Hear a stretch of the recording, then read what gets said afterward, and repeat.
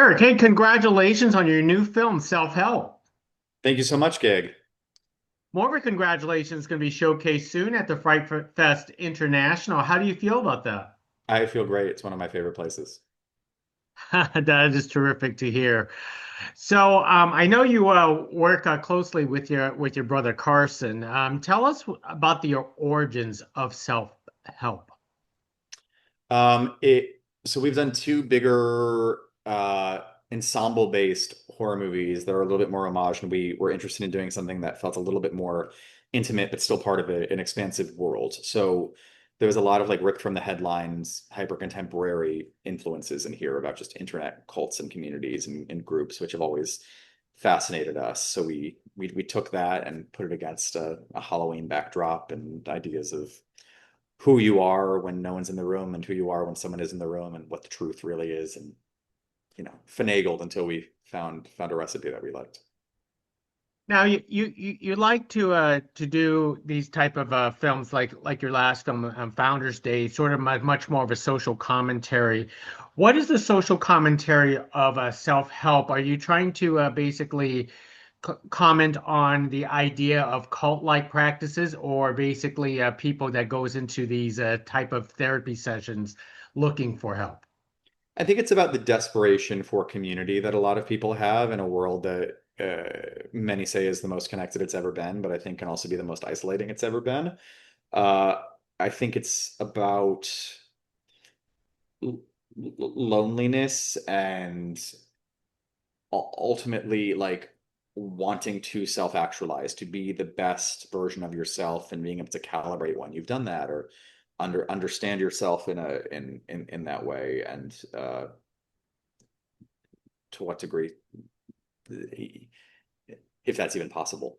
Like, and to what degree people prey on that, like the whole self-help machine, um and the dark side that that can take, because obviously there is so much good that comes from mechanisms for introspection, but I think it there is room, like with all things, for it to be manipulated, and how far does that get taken? Now, I love the fact that there's a significance of utilizing these masks in your film. Can you talk about that and the choices of the certain masks for characters? Yeah, we wanted to. The Halloween thing made a lot of sense to us, just in terms of identity and shifting identity and who you really are and shedding your mask, but how some people feel like they can put on a mask and it's who they really are. So just this idea of something obfuscating your identity, and or unleashing it, like which is it, and what the mask represents about a key personality trait, um, or what a mask represents about a person, because or what they think about themselves, why they picked a mask, um, and something that's, again, is it hiding who you are, or is it revealing who you are, or does that shift? And um, one of the masks is something that kind of haunts our lead character from when she's 8 years old to when she's 22 years old. And what is it to shed that mask? The movie starts with a mask shedding, mask burning ceremony, and the whole movie is like our lead character trying to shed what this mask represents. Now, tell us about your love sticking in this horror thriller genre. I love these movies because they people will lean into them and actively participate with them. Um, and I think that's such a special thing, especially with how passively many consume media, and how that how that's happened. The idea of people actively engaging with it, and senses heightened, and that full-bodied and mental participation is such a thrilling thing to us. Yeah. Now, you've been in this realm as of late. Like which She Came from the Woods is I feel that's much more of a supernatural horror. Founders Day feel like much more slasher type of horror, and this one it's much more of like sort of like a mystery thriller. Tell us about the different styles that you actually want to adopt and that you didn't and because I feel like you didn't want to box yourself into, some specific subgenre. No, we like doing all of it, and there's common threads through all of it in terms of just relationships and um the central conflicts. I think in all our work, there's a kind of whist and melancholy at the heart of a lot of things, but crafting worlds where that manifests itself in different ways is fun for us. And there's a little bit of slasher in this, right? And there's a little bit of like uh um coming of age family stuff, and she came from the woods and Founder's Day. So it's just all of these things in different ratios, and just playing with that is is cool in terms of just like making a cookbook for fun different recipes, and how you can make things taste a little different but still be part of I hope a cohesive filmography for as individual as many of the dishes are. Now, for fans of your movies, there is a tie-in to Founder's Day in this film. So, can you talk about that tie-in? And is there a possibility that all your films are in the part of the same universe, or is it all separate? Oh, there's definitely a possibility that the films are all in the same universe. We have Easter eggs in all of them that reference each other. But yeah, keep your eye open. If you know what the founder looks like, then there's a it's Halloween, so keep an eye. That is so true. Now, in the case for yourself, do you love writing parts for yourself in these films? I started as an actor, purely an actor, and I still acted semi-professionally through high school, professionally in college, and since. So my roots, that's where I'm rooted more than anything in terms of where I am, and everything has been emergent of that. And so when we make these movies, it's definitely thoughtfully considered about, can I contribute to the project in this way? Can I lend my voice in this way? And if I can, I love to, because it's part of me. And in this one, I could, and this is the way I could do it. I've been doing it, in different projects for a decade, and one of the considerations is, are there ways in which I can direct from within a scene just by setting a tone and calibrating that way, and that can definitely happen. But the infrastructure allows it too. It's collaborators, both actors and crew, that we've worked with before, and that there's built-in trust and built-in flow. But I often find that acting in these things is an exhale, because it is so instinctual and rooted for me, and it doing that can make me a better director and writer, because just having that firsthand understanding of what it is and what those needs are within the scene and how to communicate those properly is important.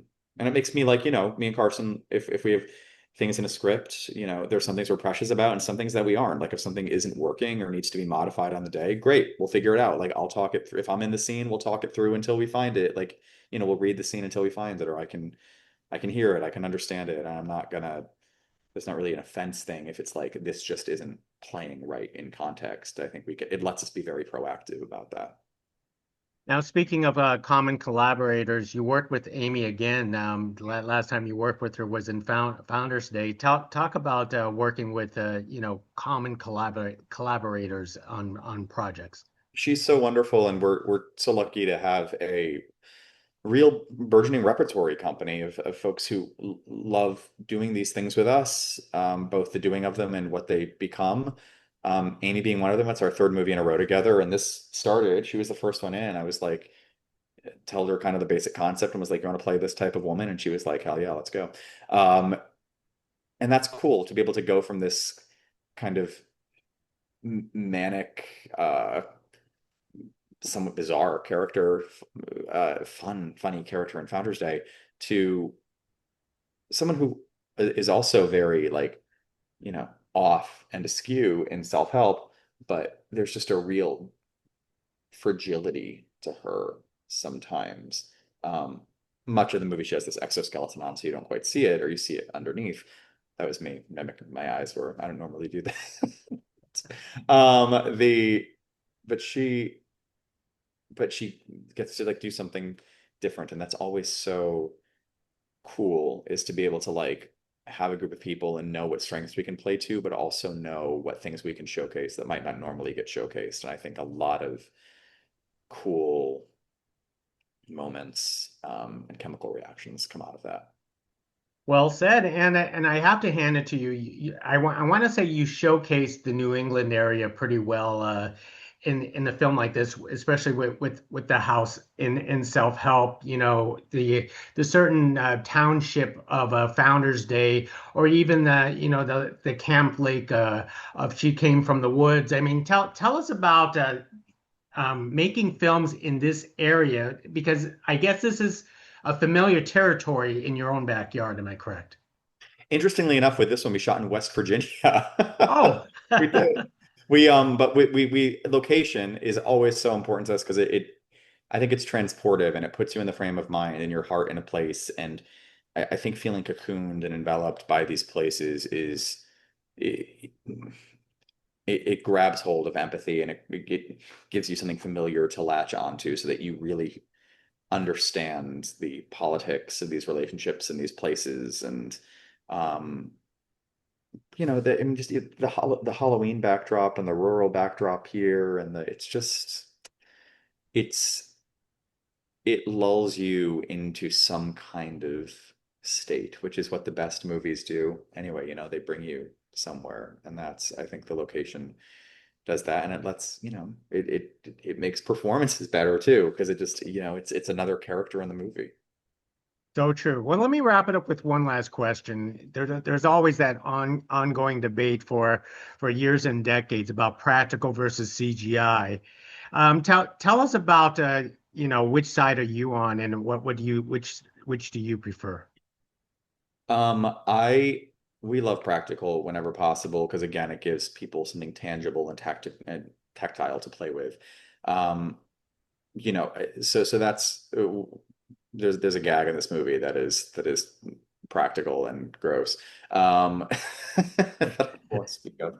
Uh, so yeah, we love doing that. I mean, I think that there are things that can be helped with a little kiss of cleaning and post, or things that like can only be done that way. But we always want things to feel like you can reach out and touch them, and that there's dimension to them.